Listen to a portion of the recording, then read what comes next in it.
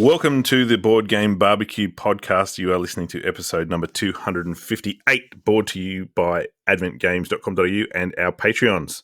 I am Mitch. I will be your host today, and I have a couple of other fine young men with me to discuss board gaming and all things crazy this evening. We've got Jules from Sydney. How are you doing, Jules? I'm doing good, Mitch. Much younger, as you pointed out. I didn't say that today, but I did. There it is. The other partner in crime that I have joining us in from Brisbane is the only person on the team with a criminal record. Adrian, how you doing? Well, that's technically not true because that's in the UK, and due to expeditionary reasons, they'll never send me back there, so it's fine. You're living on the embassy grounds, are you? So they can't. Yeah, pretty much. Yeah. It's fine. Queensland is its own sub-state. We don't send anyone back. They just keep all the crims up here, so it's fine. Excellent. 258. I don't think I've been on with you guys. It's been this combo for some time. Yeah, it's been a while. Yeah, which is funny because us three spend quite a bit of time outside of recording podcasts working together. We've been putting in a fair bit of work lately on our organisation for PAX, which is PAX. What am I talking about? Not PAX, PlayCon. PlayCon, yes. PlayCon next year. Don't advertise PAX. They don't need the help. We need the help. No. Well, we might talk about PAX later, maybe. Maybe that we're going there, but PlayCon's what we're talking about. Yeah, so it's been pretty hectic. What have you? What's your sort of last week or so been like, Jules, in terms of the board gaming world? The board gaming world. Well, it's always a difficult question for me nowadays, given that my day-to-day job is the board game world as well. I have worked, as the time of this recording, 13 days straight. I'm pretty tired, but I guess to fill in gaps of what's been going on. Look, having lobster dinners, drinking champagne and playing Magic the Gathering, that's not work, mate. Just so you're fully aware. That stuff in confidence. Shush. No, last weekend we were running the Flesh and Blood Nationals. So this was like an invite-only event for players that had competed in different tournaments in local shops all around Australia. And there was like 150 or so people that turned up over the 2 days, Saturday, Sunday, and competed in Flesh and Blood, which Connor's sizzled many episodes ago now. A card game which you're simulating a duel between two players, and you have like a combat flow where you're sort of attacking in one place, this person's trying to defend. I haven't learned how to play the game yet, but I'm quite curious to do it. But it's one of those trading card games, TCGs, that it's expensive to get into, like Magic is. So yeah. So it's kind of like the card game version of rock, paper, scissors. So what you're saying? Look, as far as I know, that's close enough. But I'm sure I'm probably, quite naive and ignorant to what is in that game. But the card, I really like the card art. It looks cool. Like I got to have a look through a lot of people's cards and decks and stuff. It looks like a lot of fun, but I just haven't given it a go. But I was busy running around hosting that event and doing bits and pieces, which was all good fun. But in between in between hosting that event, I have done a little bit of gameplay. I got to do some solo Cloud Spire, which I said I would do, and got to try a new faction, which is the Uprising, for the first time. That was really cool. I felt really rusty going into it, but man, that faction's so different from the rest of it. It felt quite invigorating to play that faction, and it felt very refreshing in the game system. Does it bring stuff that's completely new? Yeah, it doesn't bring in completely new stuff, but it utilizes aspects of the game in a totally brand new way. So most of all of the factions, other than the Uprising and Cloud Spire, you have like a barracks with a whole heap of chips that represent different troop types that you can recruit onto the battlefield. But the Uprising has one leader and one troop, and that's it. They've only got a couple of chips, but then they utilize all of the mercenary chips that they create the whole war band that they put together. They don't have set types of units. There's these massive piles of mercenary chips that other factions can spend their resources to hire one or two, whereas the Uprising get 5 or 6 a turn and get to churn through those and utilize that a lot more, which is something kind of cool because you get combinations of mercenaries together you've never seen before. You can't really experience that way with other factions. Yeah, right. It creates almost each round you go through is a new puzzle because you've got a different group of mercenaries you have to work with. So it's really quite interesting and refreshing. Is this the one that you showed the photo of where the base is not actually attached to the map? Yeah, that's correct. Because the lore of that faction is that they're not on the islands that are floating through the sky. They're actually down on the planet below, and they use portals to travel between the two. So your map is never connected to the board. And one of the cool things about them is they don't just have one portal throughout the game. They can actually add more, so they can have multiple points of entry where they spawn their units on the board, whereas all the other factions only ever have one point where the units come from. So they are quite a dynamic and weird and hard to deal with faction, I would think, in multiplayer. So I'm excited to actually sort of do a 1v1 with someone playing that faction, because I think it would be really fun. As the story goes, do you have to like defeat them or explore and fight against them before you're basically allowed to use them, or you get that faction and you can just dive straight in? No, you can just dive straight in. Like the solo campaigns utilize all the factions in different ways, and it has a very light story that connects all the missions together. But yeah, you can jump in at any point with any faction and just go from there. They're sort of mini stories contained with each other. Yeah, man, that's pretty cool. I mean, like, it's nice that if you want to be able to just jump into anyone, but I like it when there's a story and you have to beat the thing to unlock the thing. Do you know what I mean? And when if you pick to play as that faction, as an example off the bat, do you just follow the same scenario story, or does it mix up the factions, therefore mixing up the story a little bit? Do you know what I mean? Like, if you start with faction Bulbasaur, do you have to fight Squirtle? Whereas, like, if you pick Squirtle, do you fight Pikachu? No, you know what I mean? You can do whatever combination. Yeah, okay. Yeah. So you just pick and randomize it. So yeah. Are there factions you think are a little bit underpowered? Oh, anyone that I would play. Yeah. I think the answer to that is no, because each of the factions have such a variety of troops that I think within any given faction, the player that will come out on top is the one that can predict and pivot and use certain units at the right time to counteract your opponent. I don't think there's any one faction that's just straight out worse than the others. It's all about using them in the right way and making some predictions and clever movements. So I think it's quite a balanced game. Well, Cloudspire was like one of my first solo experiences, purely because the follow along rule book was so well written, and the little blue boxes really helped me understand what I was doing. And even if I had to read them a couple of times, I could go, okay, cool. So I just follow exactly what that says to do, and that's why I'm doing it. And then once you get through that first one, I think I did another one after that. So I didn't do lots. I wasn't like massively into it, which kind of, I did enjoy it. And I loved how simple the rule book and how easy it was to follow. Therefore, you know, I could get to that stage of playing it with my own mindset and not having to, you know, be guided along that path from the little blue boxes. But it definitely made me personally find, like, I didn't really like solo gaming as much. Do you know what I mean? Fair. And then I've tried to do a bit more solo gaming recently, and I've had different and mixed experiences with this so far. And I'm sure I'd say that's a pretty fair statement across all solo gaming. Yeah. I mean, I love solo gaming, but there are definitely experiences I've had where I'm like, I will never play this solo again. Like, I bounced really hard off the Automa in Scythe, for example. Yeah. And Cerebria. And Cerebria as well, yeah. You blocked that out of your mind, didn't you? Yeah.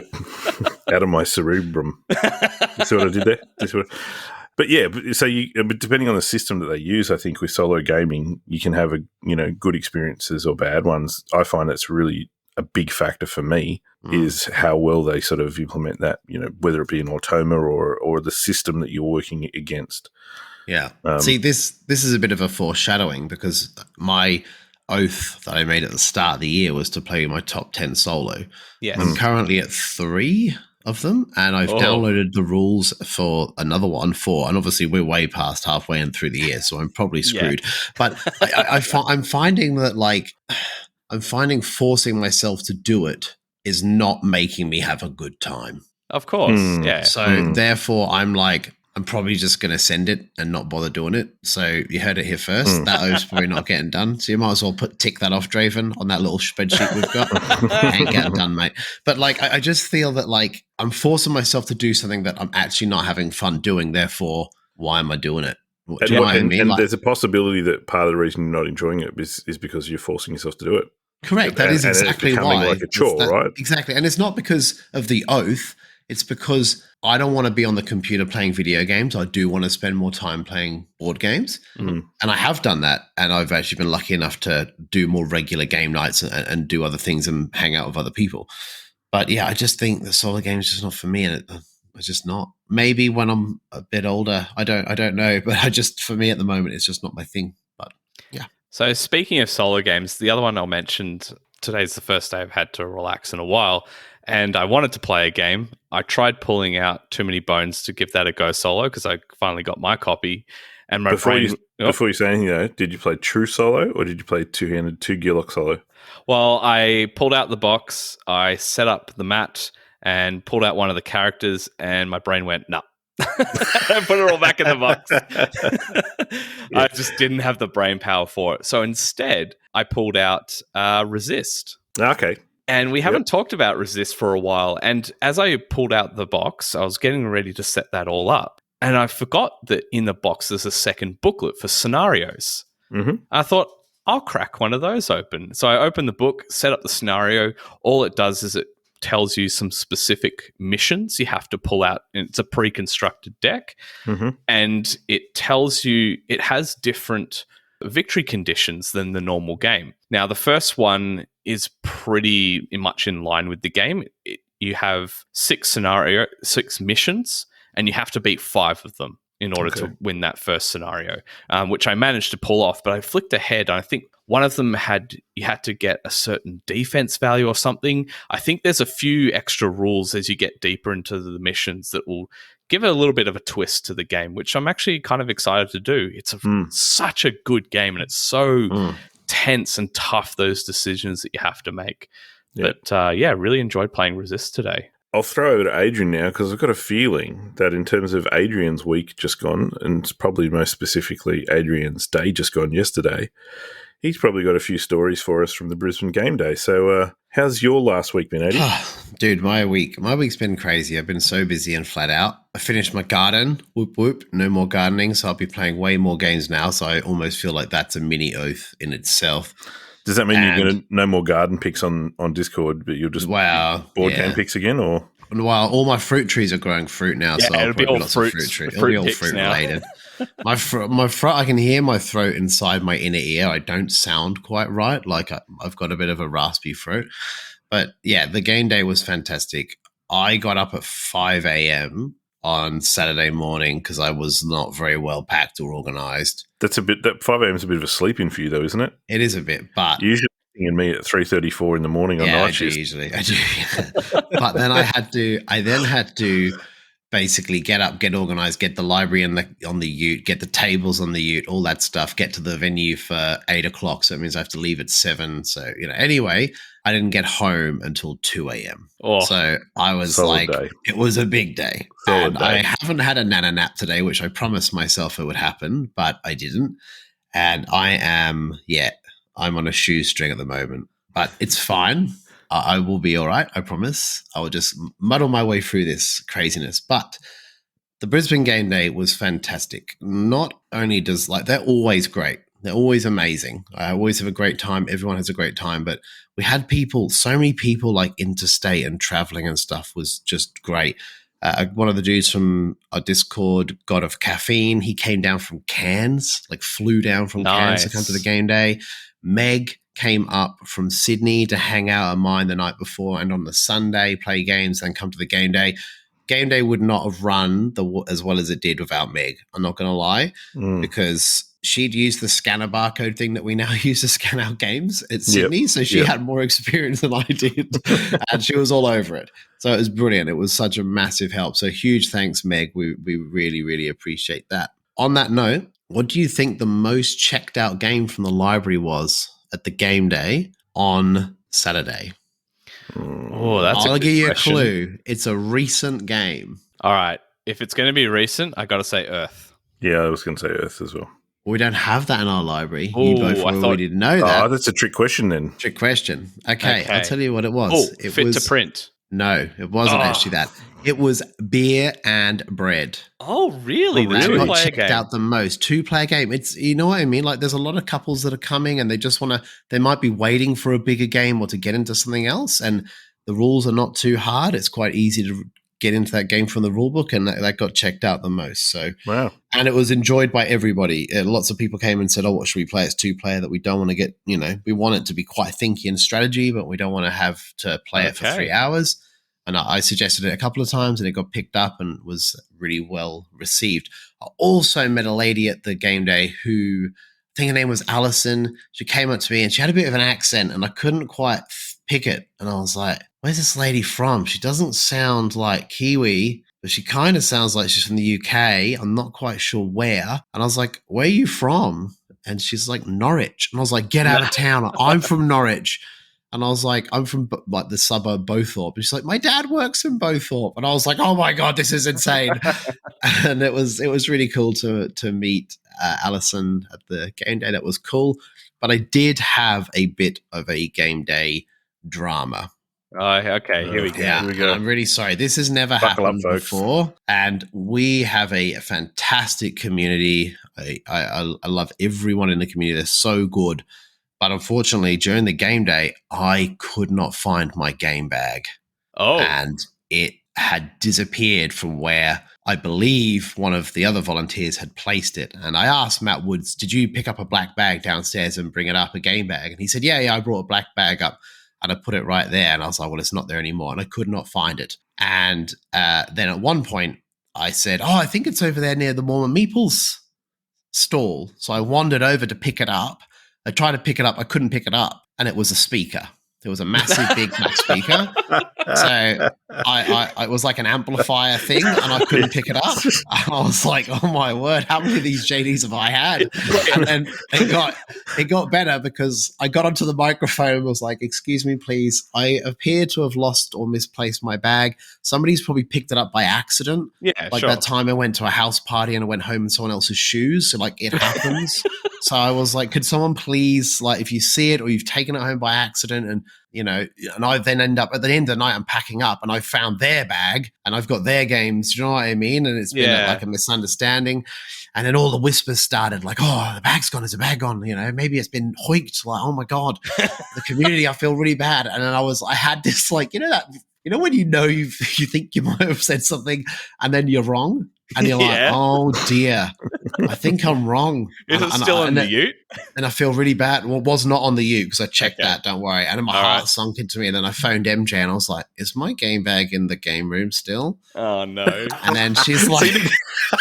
you didn't even leave your house.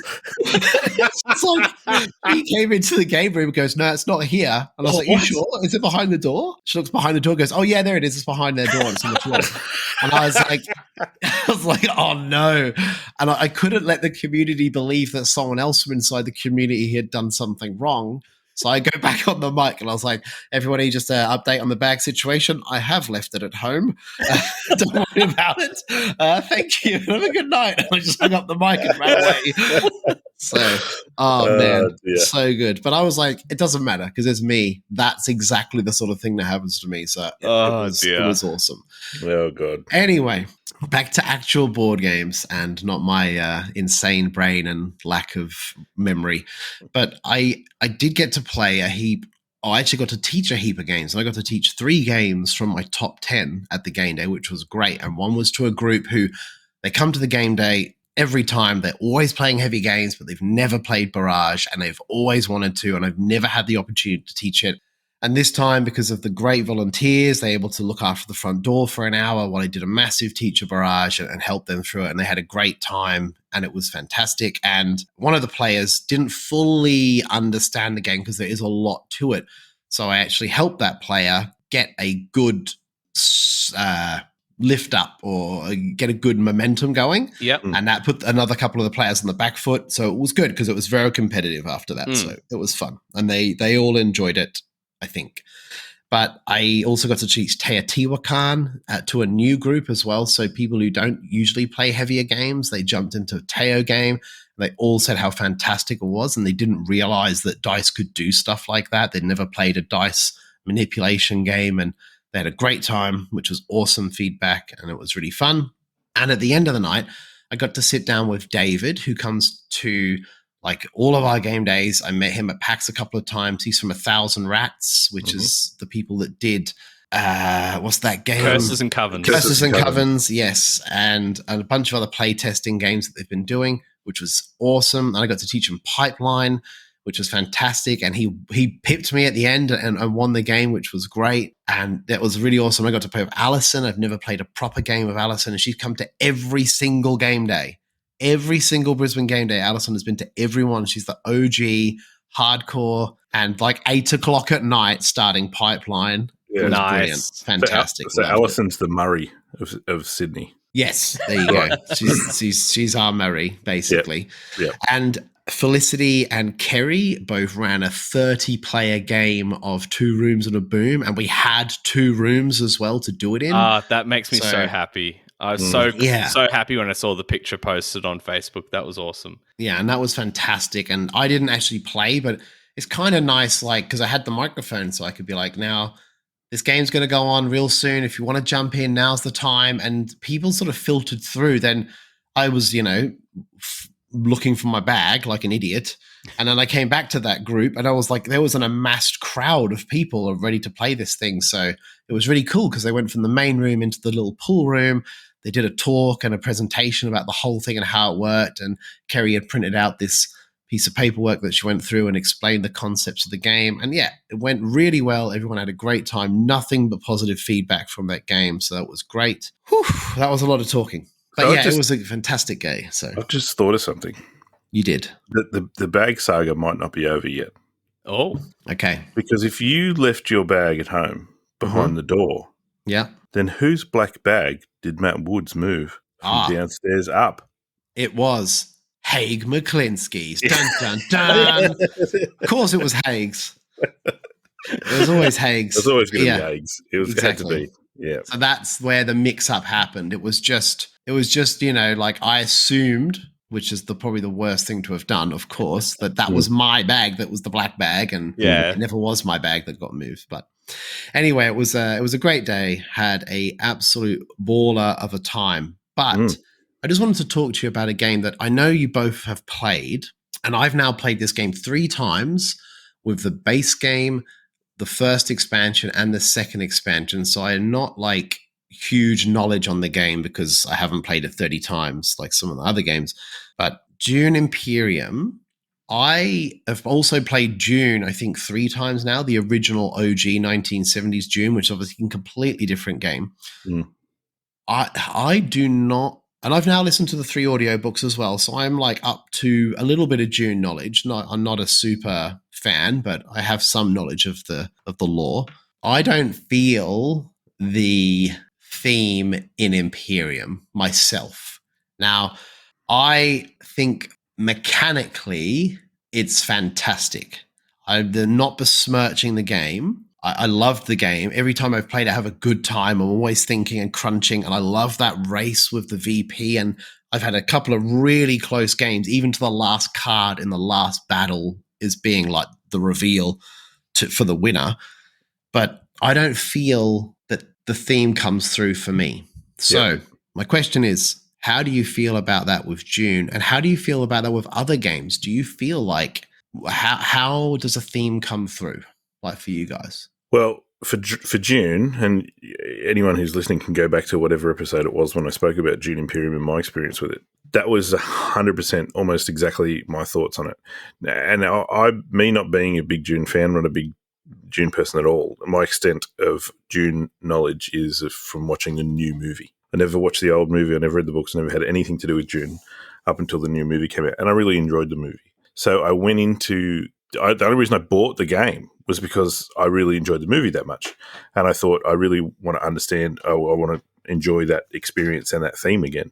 And so I went in with expectations of highly thematic, Dune experience. I wanted to experience the game as though I was experiencing the movie, and it fell so far flat of that then, regardless of what the game was, my expectations were nowhere near close to met. So I was really disappointed, and the experience itself was therefore then quite tainted, because I know that in board games in general, I'm very, very thematic based. I like the themes. I'm definitely a themer. So yeah, I was kind of like, man, that was a real bummer. So what are your thoughts, Jules?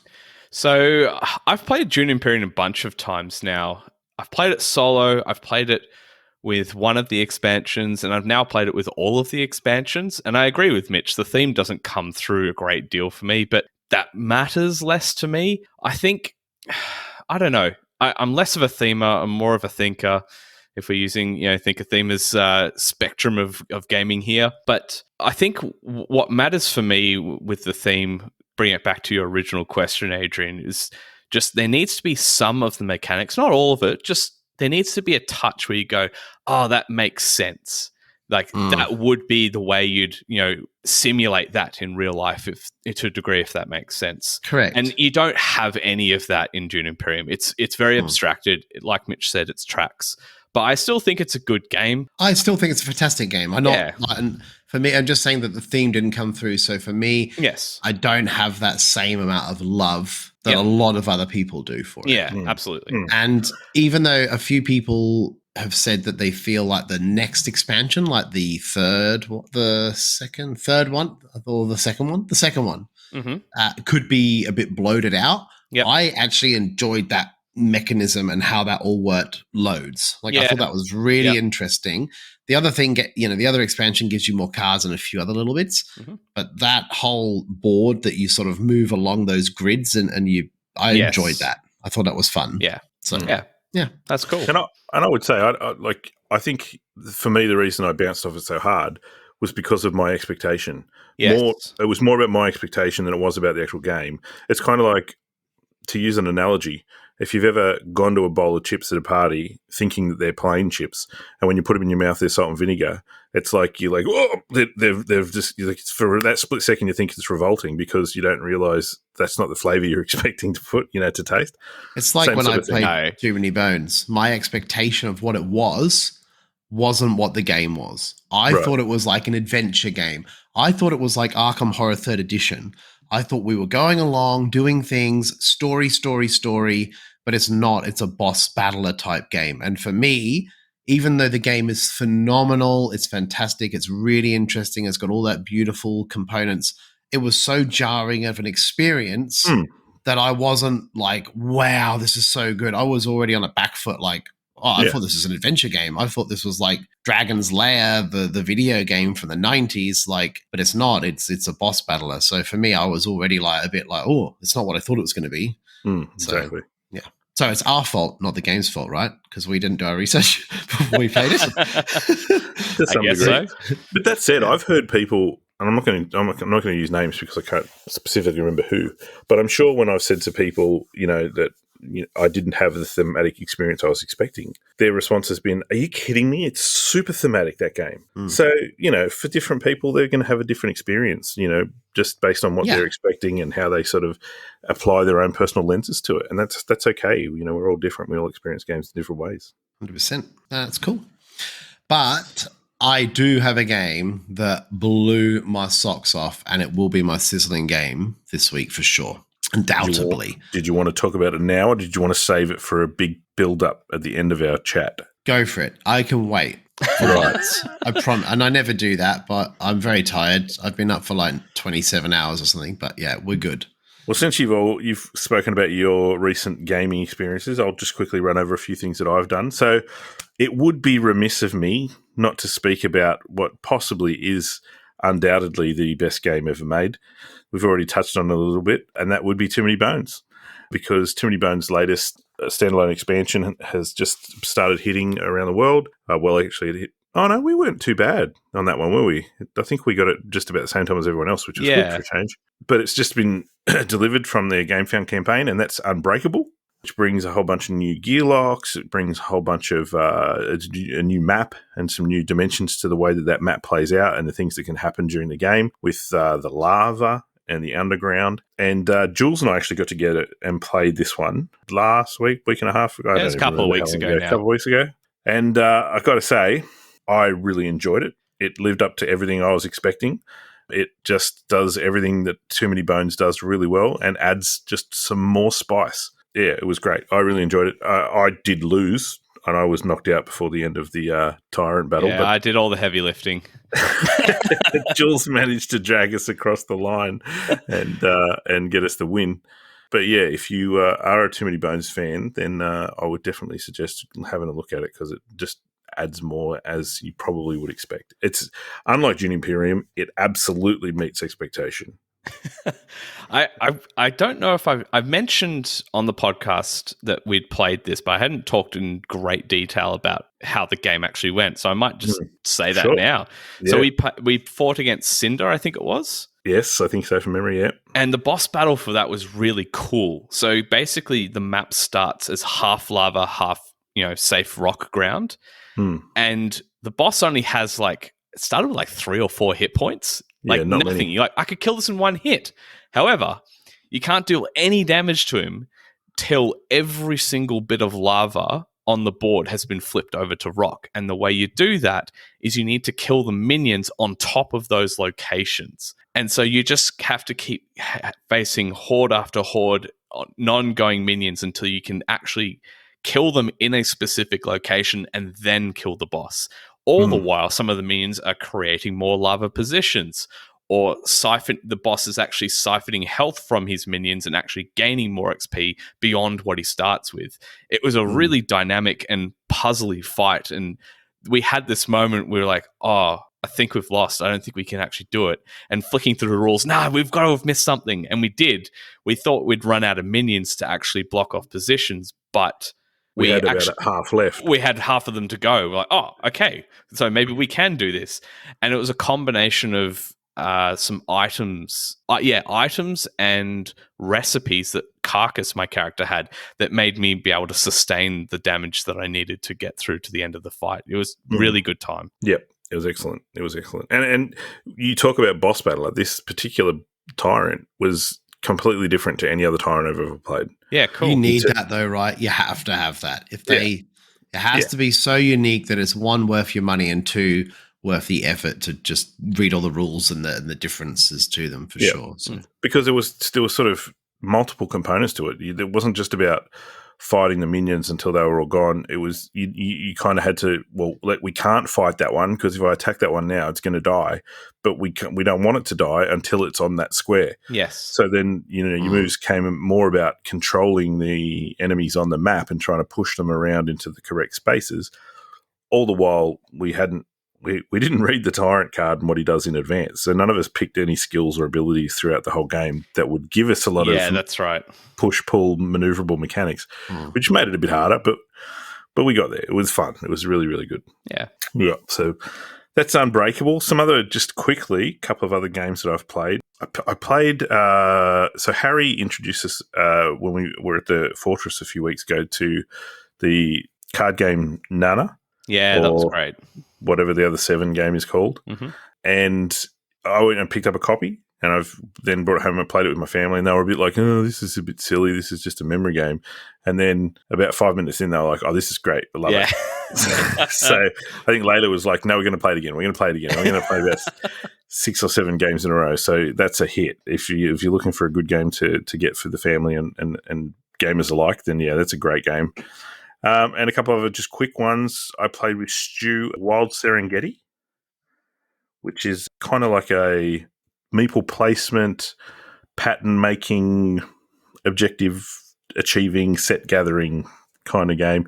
Yeah, it was good. I hadn't really heard much about it or seen much to do with it, but it was quite fun. I'd call it sort of light to mid-weight, maybe closer to light. But if you're into animal meeples and things, it's a good one. And the other, which we've talked about on the pod, Fit to Print. Yeah, great game. Yeah, which is also a fun game. I'm not a fan of games where you have to rush to do things.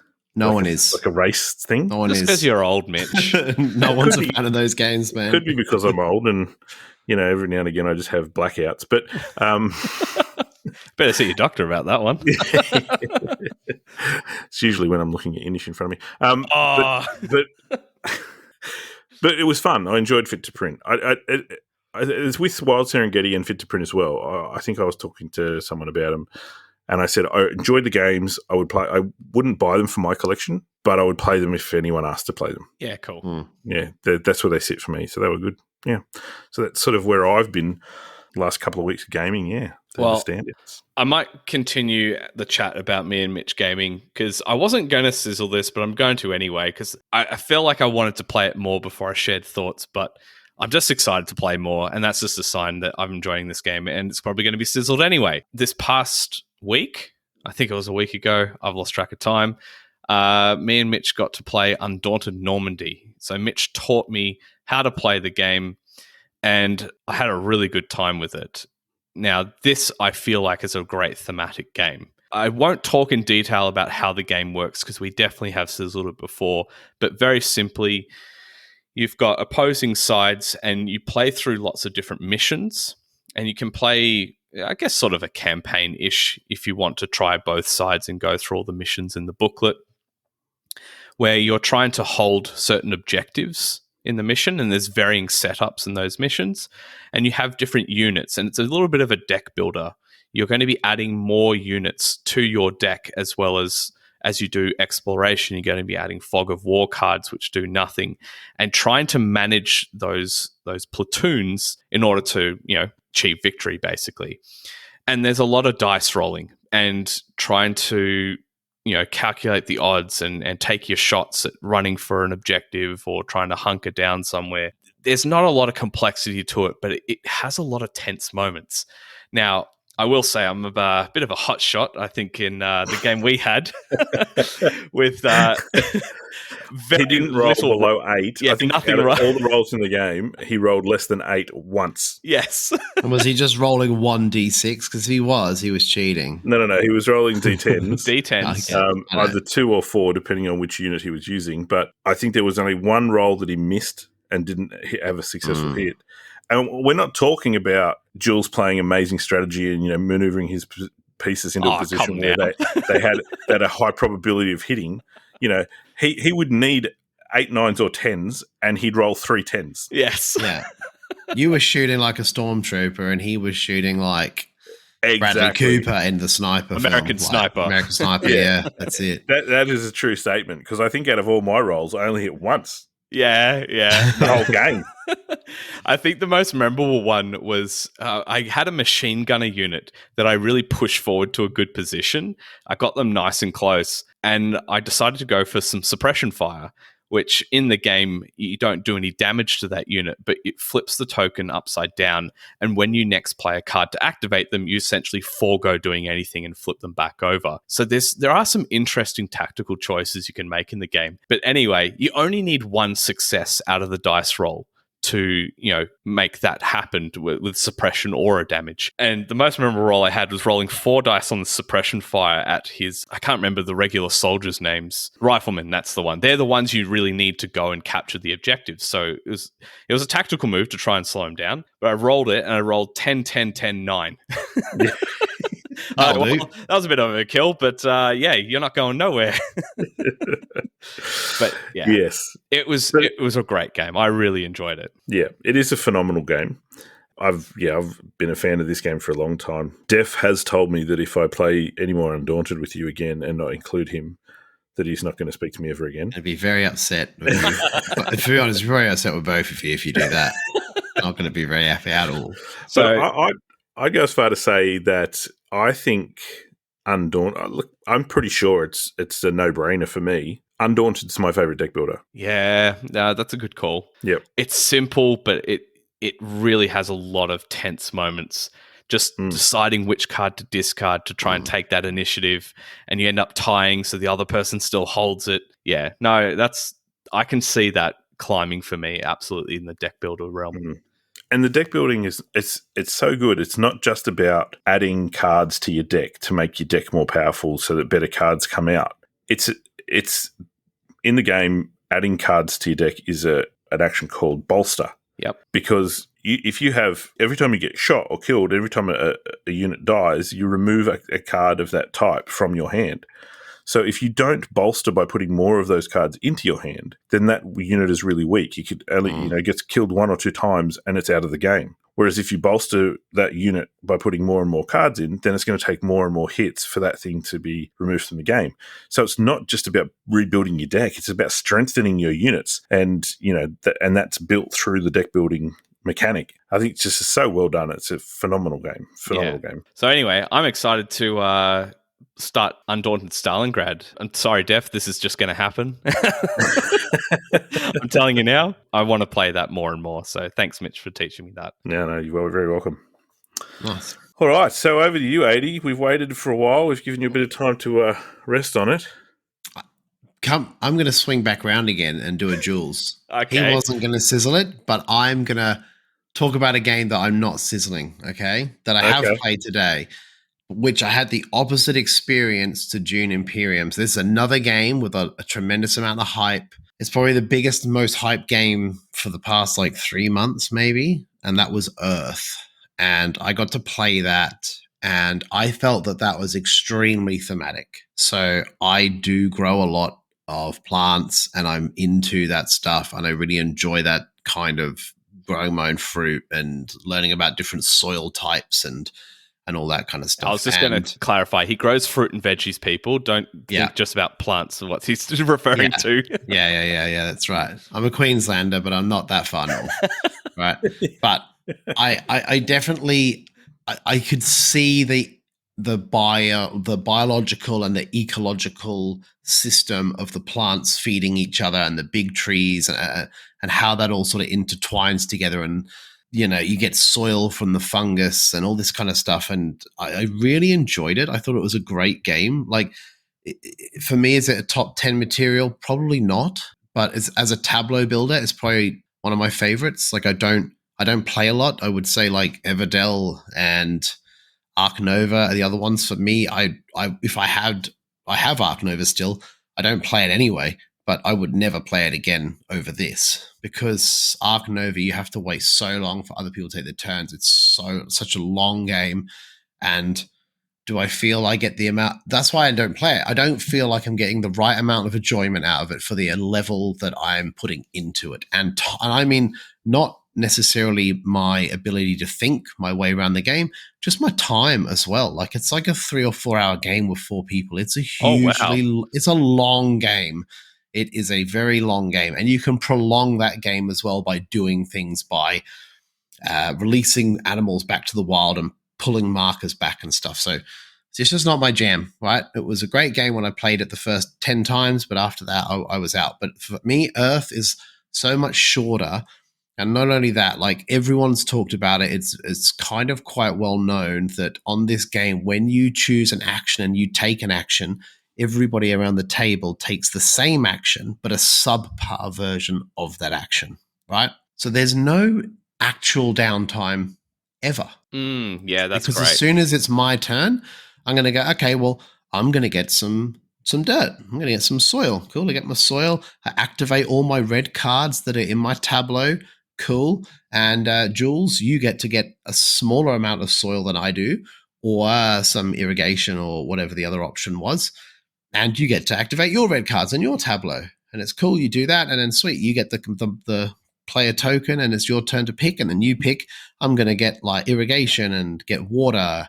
And then I get to do the same thing, but a subpar version. But you activate your blue cards. I activate my blue cards. And it's just so streamlined. Do you know what I mean? You're constantly doing stuff. You're never sort of sitting there going, okay, I got to wait for my turn, because you're always doing. And I really digged that part of the game. I thought it was great. So I would like to play Earth more before I potentially maybe even sizzle this game, depending on how I feel about it after a few plays.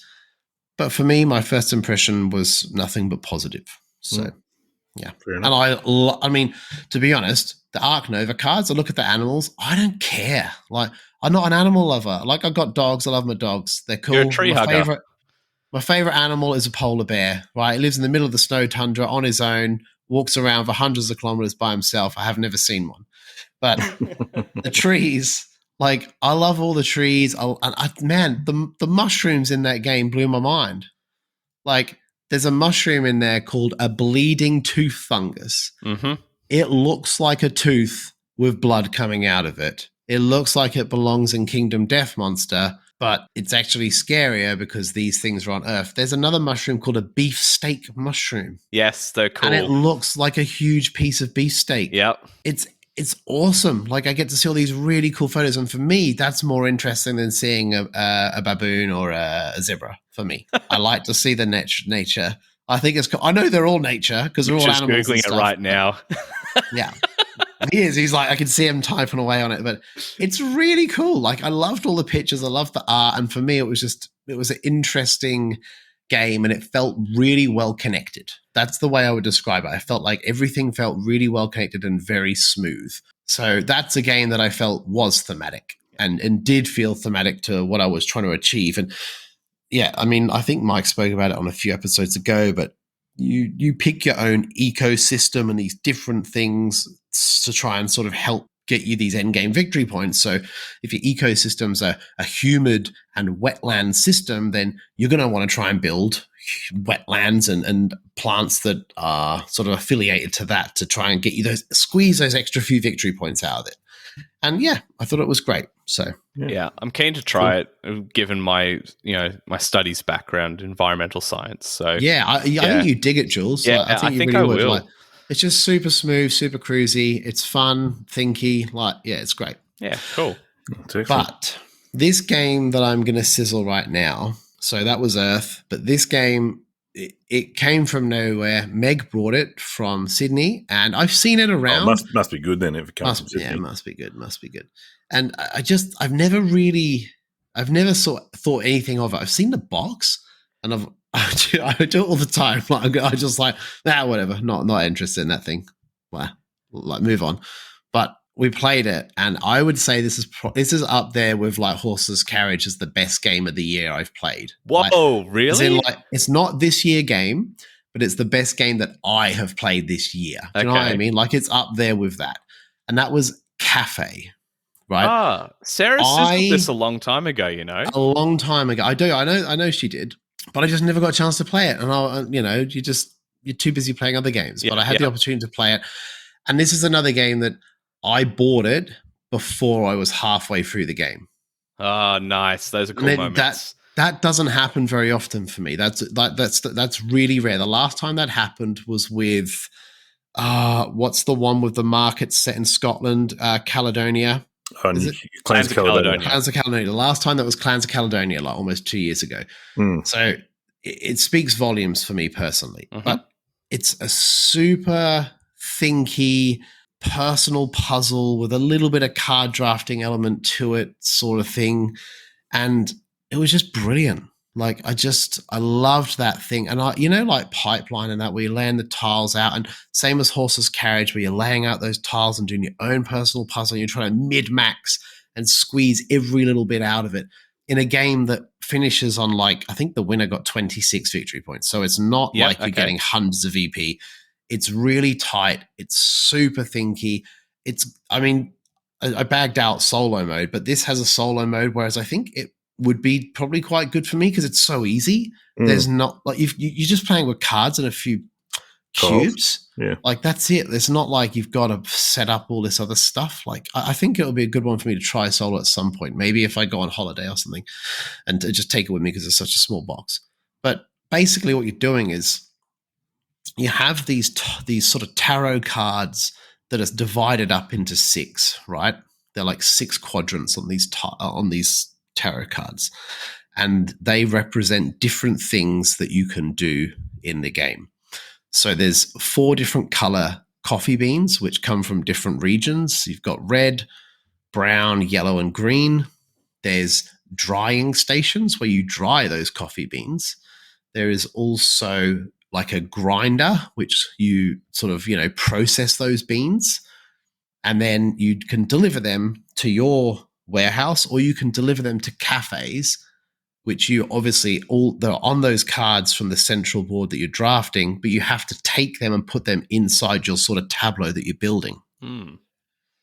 when you take your turns, you activate the amount of coffee cups that you have. They're like your actions. So the more coffee cups you have, the more actions you have. But the more coffee cups you have, the less processing stations you have, because they then become actions, and you're sort of trying to get coffee beans, but also not just have 20 coffee beans, and then you can't process them because you don't have enough space. You need enough action. So it was this really interesting balance of, trying to figure out the puzzle along my way on my first play, but also I could see it unfolding within the first couple of cards, and I was like, this is brilliant. This is genius. I have to get this. So if anyone likes the sort of feel of Pipeline and those kind of games where and even Horse's Carriage with that puzzle in the factory, but you just want that in a small condensed box, and it's probably realistically, like, when you know what you're doing, that game's probably half an hour long, like for 3 people. Like, it's not super long. And it was just brilliant. Absolutely genius. I loved it from start to finish. It made me think constantly through it. And I actually got to the point of, like, the central cards in the middle. I was like, I'm just not going to look at those because you're just going to upset me, because you'll take the one that I think I'm going to get. And now I'm not going to handle that very well. Like, I'm better off just to not look. And then when it's my turn, then I'll look. Because if I look, I'll go, oh, yeah, it's so good. If I get that, and I put that there. Because when you place a card, you have to cover a minimum of 2 other squares. Okay. But a maximum of 4 squares. So you can't just cover a whole card or anything like that. But you can sort of wiggle this thing in and try and sort of jimmy up some good combos by linking the squares together. So if you have 2 drying stations next to each other, when you take a drying station action, it activates both of the drying stations at the same time. So you don't have to take 2 separate actions and burn actions out. It was brilliant. I couldn't speak highly enough of it. I couldn't recommend it enough for anyone that likes those personal puzzle games. So that was Café, everybody. So yeah, very sounds cool. Good. Sounds good. I'm thinking you might have a bit of a tile placement kind of spatial puzzle thing going on, because I mean, if you're saying Horse's Carriage and Pipeline and now this Café. Yeah, I like it. I enjoy it. Like, I enjoy the sort of the puzzle element of, trying to outthink the game rather than a player, because I'll never be able to outthink a player. I lose Azul to 7-year-olds. Like, it's not going to happen. So I'm happy with trying to beat the game.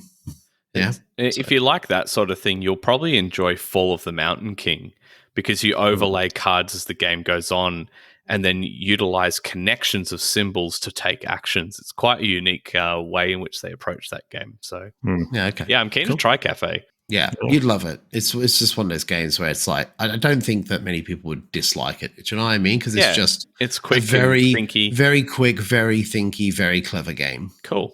So yeah. All right, well, that leaves me then. I'm the only one left with the outer sizzle tonight so far, so we'll get right into that. And the game I'm going to sizzle is one that has kind of flown below the radar a little bit. I haven't heard a lot of buzz about it. It is a war game. It's based on a historical part of the war. I'm going to say World War II, I think it was.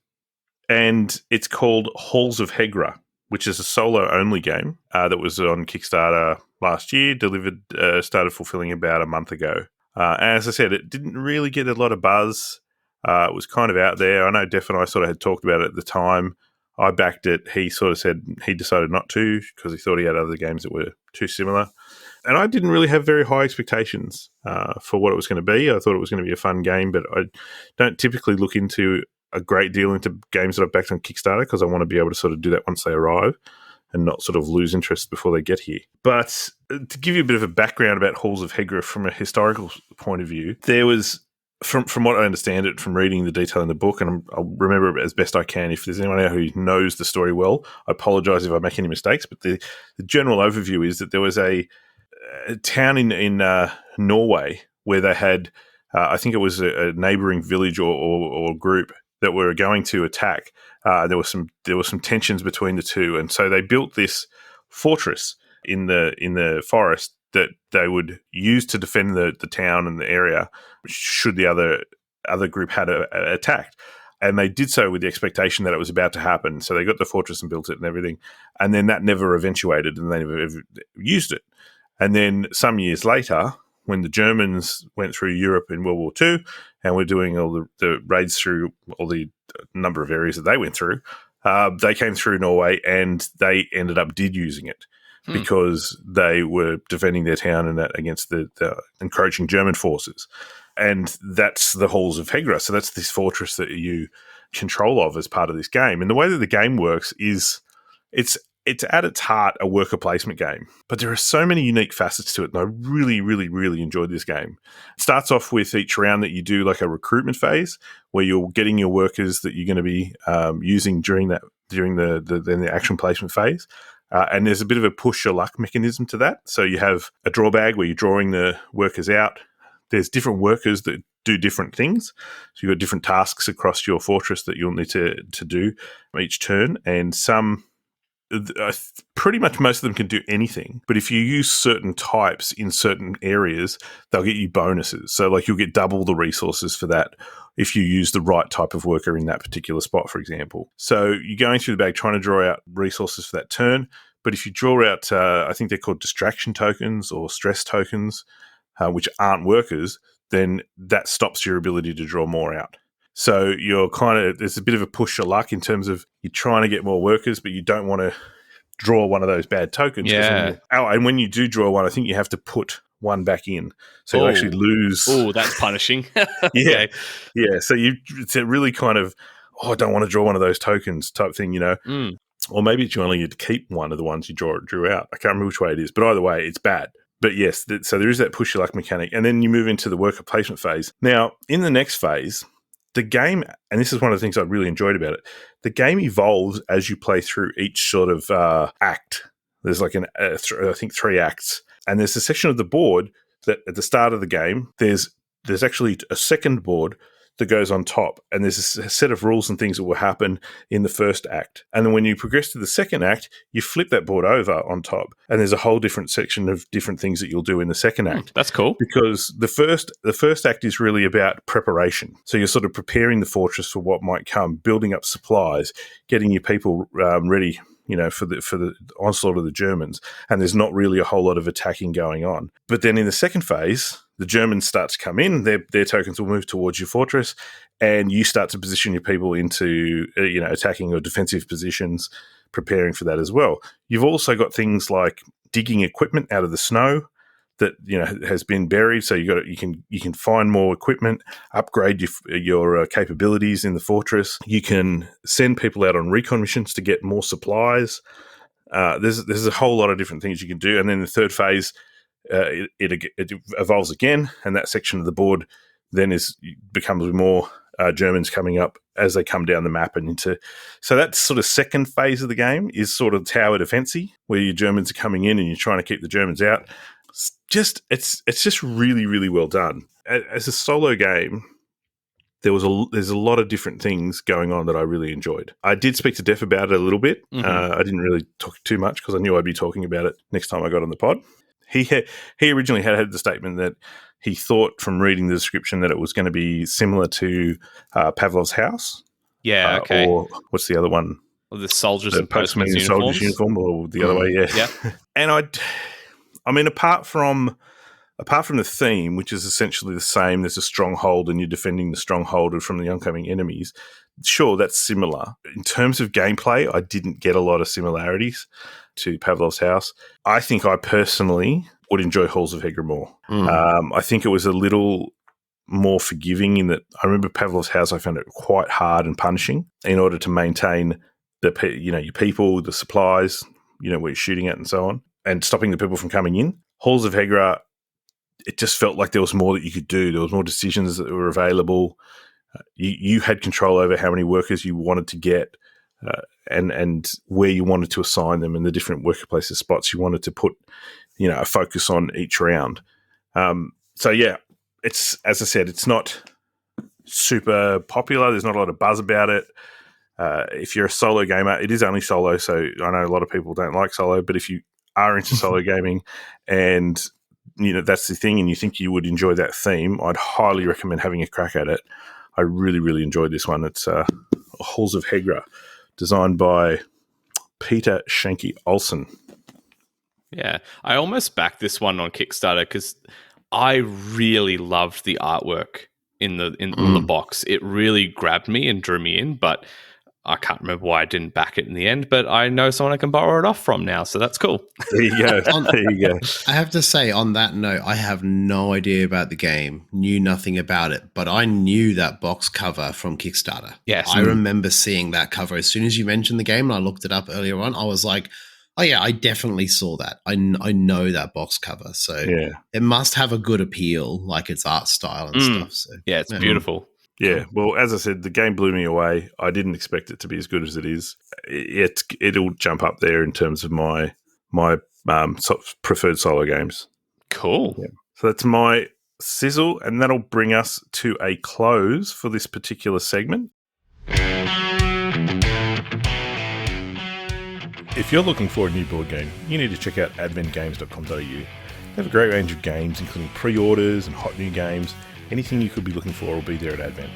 Dean provides excellent customer service that is second to none, and he's always keen to support the Australian board game community through events, game days, and even through sponsoring a podcast. So head over to adventgames.com.au today. That's adventgames.com.au. Before we do close, though, I will just make a few mentions. We have some news to discuss, and we are doing a lot in the next couple of months. The Board Game BBQ are going to be busy. So starting off with the Sydney Game Day, which is on September 23rd. Tickets are available right now on Eventbrite. So if you haven't purchased your tickets yet, make sure you get along and do that. I say this every time we have a game day. I say, don't wait until the last minute, because you will be the person who misses out. We inevitably always have a wait list because people go, I didn't think I'd have to buy it, so I just bought it in the last week and they're all sold out. Don't wait. If you want to come to the game day, jump onto Eventbrite right now and buy your tickets, or risk not being able to get in. So that's the first thing. Next thing we have coming up in order, I just need to check the run sheet in terms of PAX. PAX is the next one. Do you want to tell us about PAX, Adrian? Because I believe you will be in attendance. I will be. We are heading to PAX to hang out, play board games. We'll be doing interviews. Yeah, basically, hopefully a bunch of the community will be there again like last year. Last year was insane, like just hanging out with everybody, playing board games all day until like midnight. And the roars of laughter that came from the area where we're playing like games like Bristol with 9 players. It was just crazy. It was great fun. And that's from October the 6th up to the 8th. So I'll be there, not so much for Board Game BBQ, but you'll see me floating around. I'll be there for work.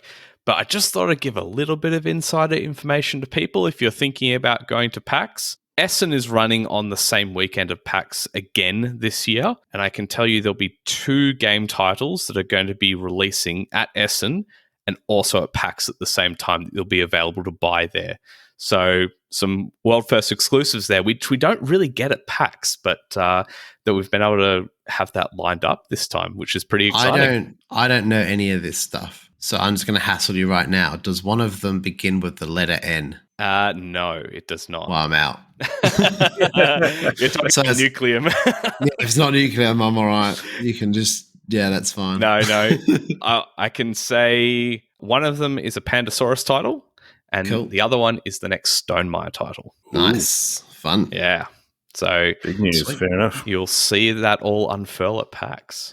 Alrighty. And then a couple of weeks, I think it is after PAX, we will be attending South by Southwest, or SXSW, in Sydney. And that will be running, our participation in that will be from the 18th of October until the 22nd of October. We have a lot going on there. We'll be running a board gaming trivia night at Fortress in Sydney on the 18th, which is a Wednesday. We then will also be at the International Convention Centre on the Saturday and the Sunday, playing games, talking to people, whatever we feel like doing at the time, I guess, in terms of being there at the ICC, just spreading the word of board gaming, doing some interviews, maybe some quick chats to different people about their experiences and so on. And we would really love everybody to come along and participate and come see us and say hi at any of those events. It is Australia's first South by Southwest, so we really want to support this event, and just come down and have a great time. And they did like badges for the entire thing, which has had like the movies and the film and everything, and they are quite exy, they're quite pricey, but you get a lot from it. But they do have a gaming wristband. If you just want to do the gaming, they do have a gaming option. You just got to go to their website and check it out, and that allows you to do the entire event, but just the gaming areas. And let's be honest, that's where we want to hang out. So check those wristbands out, guys. There'll also be single-day wristbands available in the near future as well, if you just want to do one day as well. Cool. Yep. So keep an eye on those things. The Sydney Game Day, PAX in Melbourne, and then South by Southwest in Sydney. Get amongst it and catch you all there. All right, so the next thing we're going to talk about tonight is our question of the pod. And last week's question of the pod was, what game do you really want to see an expansion for? So I kind of pondered this one, and I don't have a hankering for expansions. Yeah, I kind of just accept the game for how they are. I don't really know if there's a game that I could put my finger on to say, I want to see an expansion for that. I don't know. So I'm going to throw it over to you guys to say, are there any games? Do you have any games that you'd really like to see an expansion for, Jules? Yeah, I was thinking about this for quite a while during the week, and the answer actually came to me earlier today. I really want to see expansion maps for Bus, because Bus has the one map. It doesn't change. It doesn't change for player count, anything like that.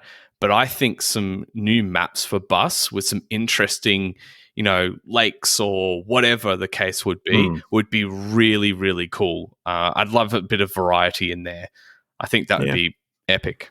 Yeah, that's actually a good one. How about you, Adi? Any expansions you'd like to see?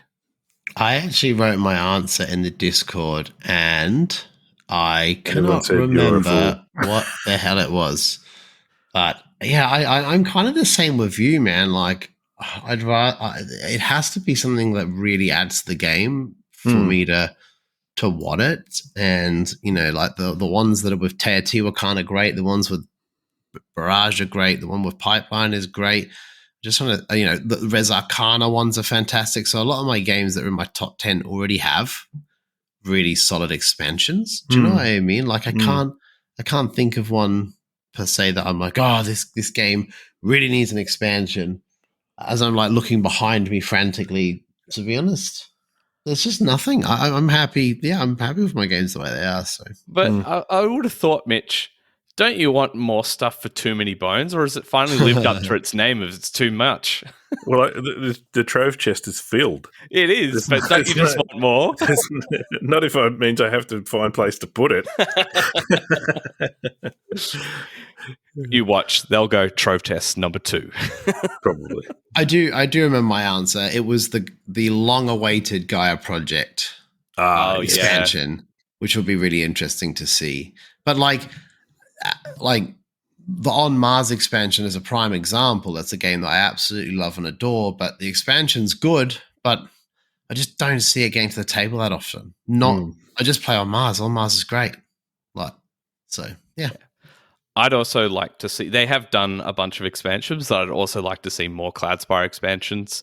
There's still room in the box for a little bit more, and I feel like I want them to revisit that title. It's one of their earlier ones, and they've added some cool stuff, but I feel like there's just one more gameplay element that's could be shoved in there that would really make the game something truly epic and special. So I don't know what that is, but I love Cloudspire. I'd love more of it. Could I potentially swap my expansion for just getting Hell the Last Saga because I'm owed it? Yes. I don't want an expansion. Just give me Hell the Last Saga because I want that so badly. I'm waiting. I know I whinge about that a lot, but I really want that game still. I don't care if it comes in 7 years and I have to pay $100 or something. I want that. I like that. So, yeah. No, you can't swap that. You and me both. All right. So do you guys want to run through some of the answers we got from our people? Yeah, I can do that. So Robert Jackson said Wasteland Express delivery service needs new contracts really bad. It sounds like one of those situations, just more stuff to create some mix-up. Yeah. We've got Dene Glavis, sorry if I mispronounced that, says he realized all his favorite games already have and are getting expansions, but would love one for Praga Kaput Regni. I haven't tried Praga yet, but a lot of people love it. Yeah. So good. The action selection is phenomenal. So, yeah. And we've got Jean-Paul Jacques says, for his game, the designer of Land vs. Sea, if only I could get to finish drawing it. Yeah, well, he has that as an oath. He does. He does. That's some serious stuff he's got committed to. And we've got also Jonathan that says, my answer is always Aura et Labora, an incredible framework that is completely underutilized. Even one more deck of country cards would make it my all-time favorite. Nice. Yeah, I haven't tried that one, but sounds cool.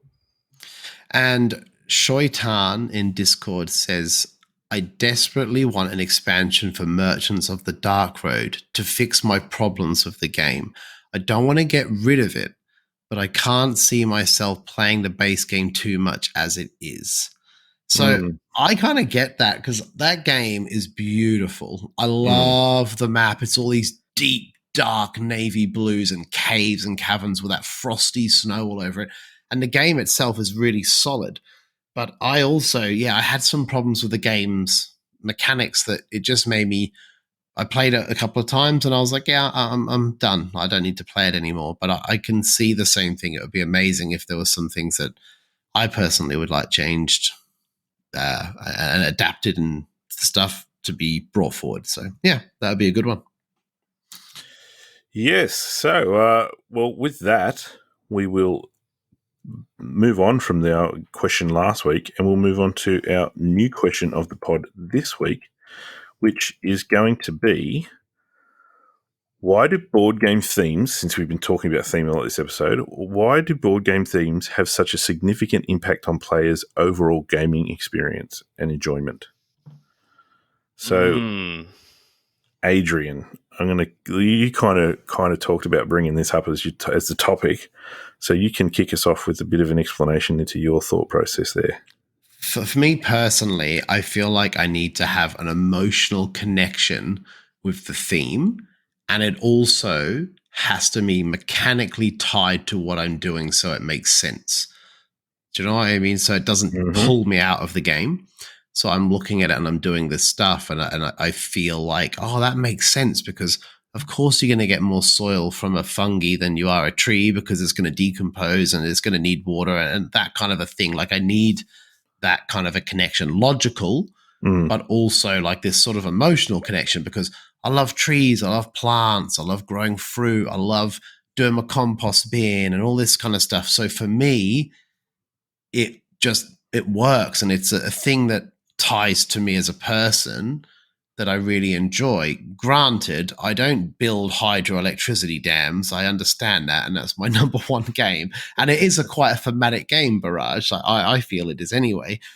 But I love that game because for some weird reason I enjoy that theme. There's something about it that's so unique that you're sort of you're generating this energy for this company, and you're locking your resources in the wheel that you can't get back. And I feel like thematically it makes sense to me, but it might not to other people. People might play that game and go, this is so disjointed.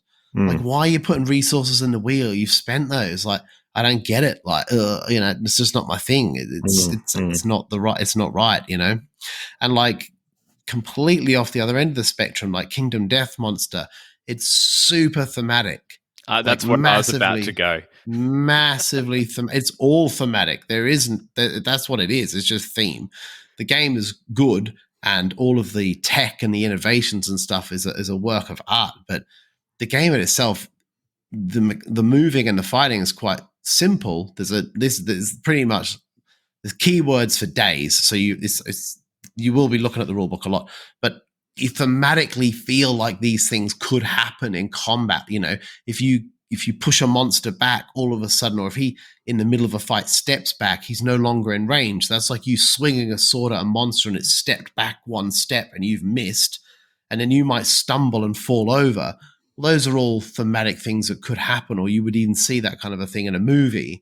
So when you play it, it feels logical. It's like, oh yeah, I swung my sword, I missed, I fell over, this happened. The monster's disappeared and done a vanishing trick and pulled himself behind me, and then he's sort of stabbed me in the back. And those things, they feel thematically right.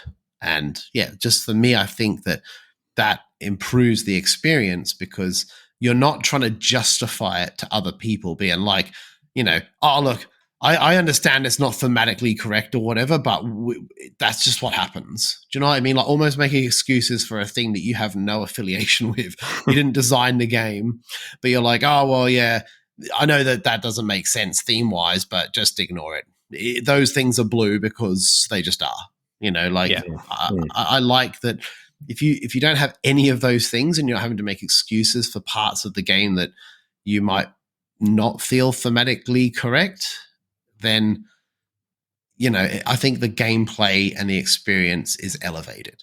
Because how many times have people said the words like, it's not very thematic, or it's not thematically correct while you're playing a game, and you just run with it. You're like, okay, whatever.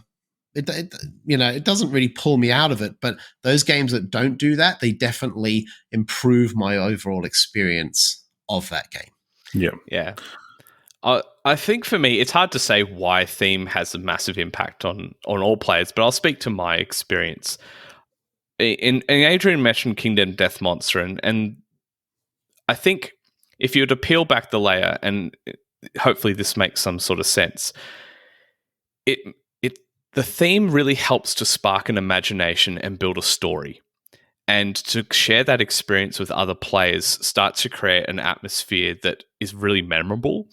So in Kingdom Death Monster, imagine if the whole theme was stripped back and it says you've defeated boss X, you get item number 267, pull that and attach it to your character. Instead of going, you've unlocked the Twilight Sword and the glass-veined dagger. And having that theme starts to bring to life an imagination, and you start to piece together bits and pieces and have that story. And look, not all games need that stuff. Some of it does, some of it doesn't. But I don't think, at least in my experience, when you play a train game, you go, oh, and I hopped on the train and I got the engine going and I drove the hay to Kansas, and like that just doesn't happen. You've never played 18XS with Def, though, have you? Pretty sure Def does that. Well, Def is Def, but but you know what I mean, that some of those games just don't evoke a story and an imagination. They're more about the mechanics, and that's fine. But I think theme does have a significant impact for a lot of games and for a lot of people, because you can share those moments where you go, remember when, in Undaunted, I fired that machine gun and rolled all hits, and you were just like hand in your head, like, what is happening right now? Those are the sorts of things you remember in games, 100%. And theme helps with that. For sure. I also find that having different relationships with certain games as well. So as example, Mitch, you were talking before about Halls of Hegra. Like that theme is deep-seated in a wartime which was like a reality. So you kind of feel that theme sometimes, and there's a lot of historical data supporting that theme. So I feel like sometimes the themes that are almost based on real events can really weigh a lot on a person when they play that and have that experience with that. Yeah, absolutely. So, and I mean, even like it is, you laugh at 1860 and what have you, 18XX games, but the one that's based in Norfolk, East Anglia, where I'm from, when we played that, I had a weird emotional connection to it, because I'm like, I know King's Lynn, I know Norwich, I know these places, I know that building a railway from here to there makes sense. Like, I know that this exists. But I think the weird emotional connections you have is less about the theme in the game and more about your weird emotions. Exactly. But then that helps me build this weird theme in my head that might not even exist. Do you know what I mean? Because we're all different. It's like you would play that game, Jules, and you'd just be like, oh yeah, just train tracks and stuff. That's you don't really care exactly. about the location. The island could mean nothing to you. Yep. Whereas it does mean something to me. Yeah. And yeah, I find that interesting. If someone was from a city that was decimated by an earthquake or something like that, they might play that game and it might be too much for them. They might be like, I don't want to play that game. I don't want to think about that stuff. Absolutely. And some other people will be like, I want to play that game because it's part of my heritage and my history. And I want to share that with my family because this is something that happened to me and my people and my generation. Yeah, like Lisboa might be a bit of an example, a city that was decimated by tsunamis, fires, and earthquakes. Yeah. And it's a good way to almost sort of teach history and say that this thing happened and this is what they did to rebuild the city and stuff. And yeah, I think more modern than that is modern and even more ancient, depending on which title you choose. But the coin games, when you're talking about the history and so forth, and how it all factored in, and all the the real life events that happen behind those ones, they're a classic sort of for that for me. Yeah. Alrighty, so that's what we've had to say about it. But what we have to say doesn't matter. What is important is what you guys have to say.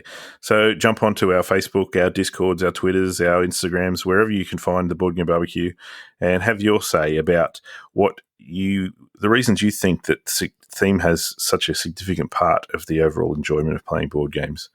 I think there's some opportunities here to see some really interesting answers and have some really good discussions. So that's where we're at with our question of the pod.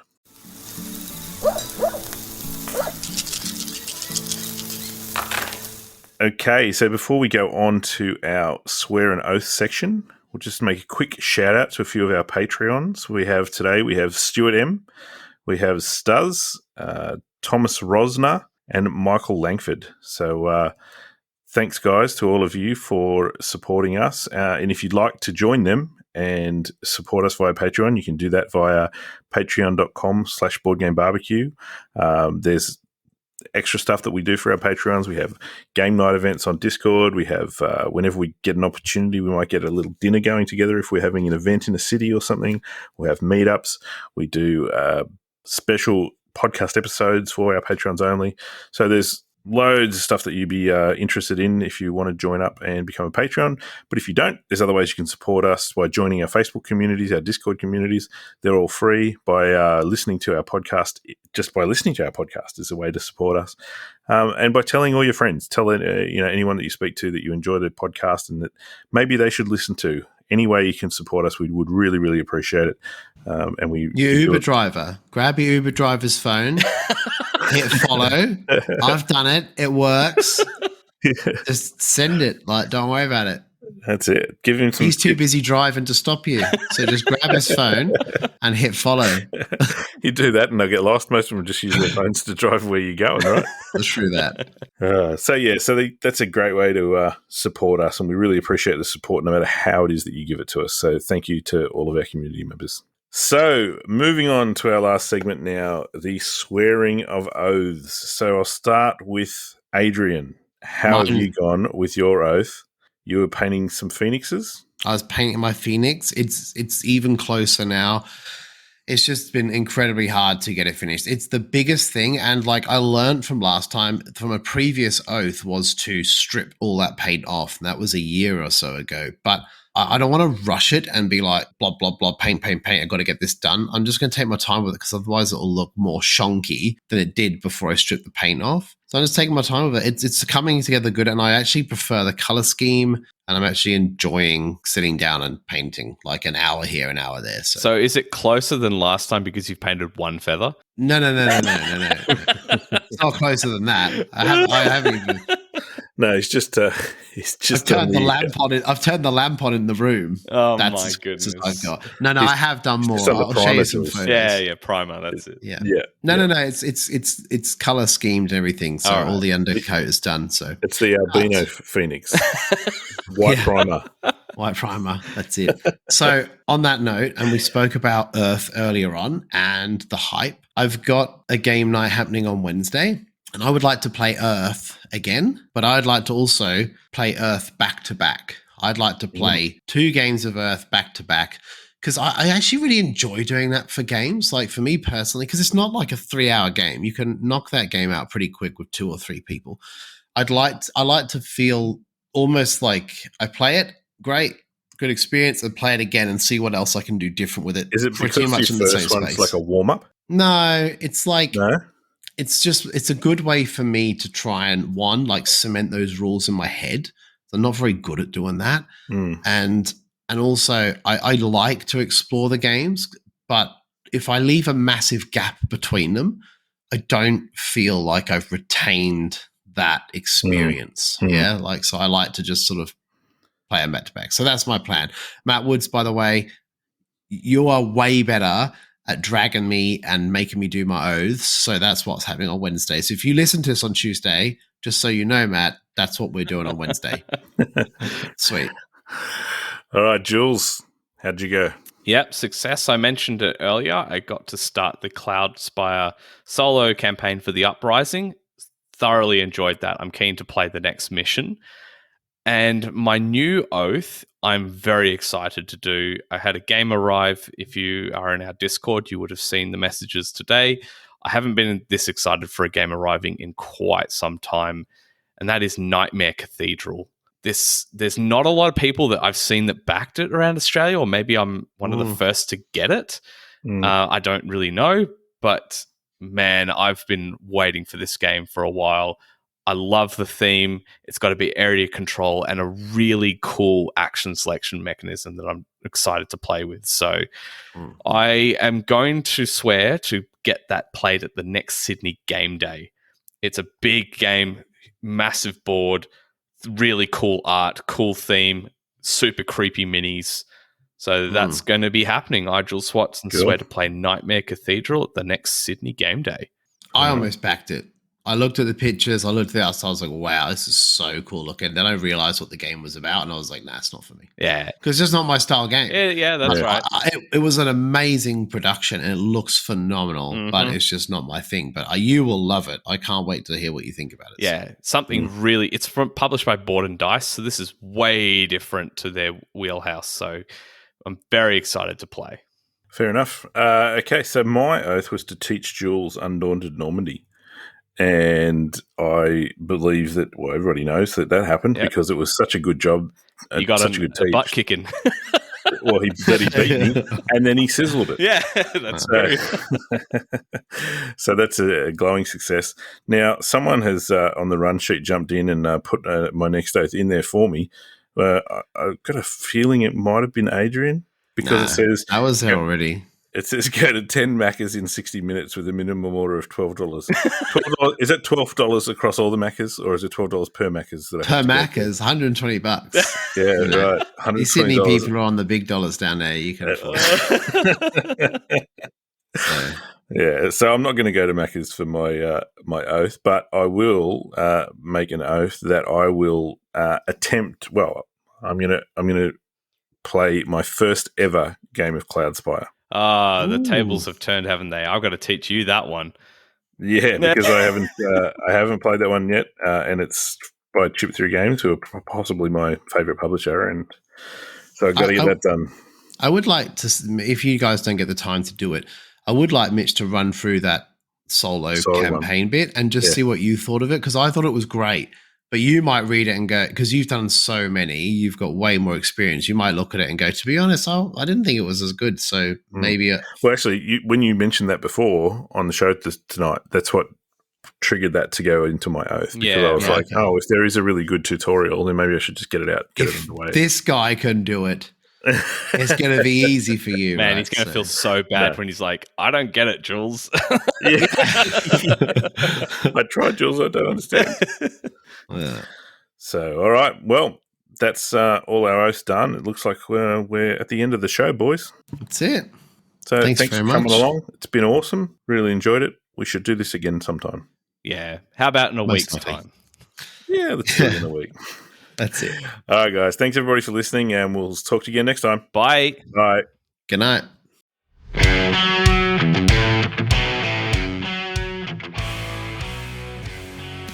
I'm back. Yeah. Are you on the clock, Mitch? No. What happened was my son decided that he'd print his English assignment. So good. To the printer that's just next to me on the shelf. Started printing out. Yeah. Sounded like a dot matrix. I just tried to turn it off and it's come back on again. Hang on. The big hammer. Secret segment. Well done, Mitch's son.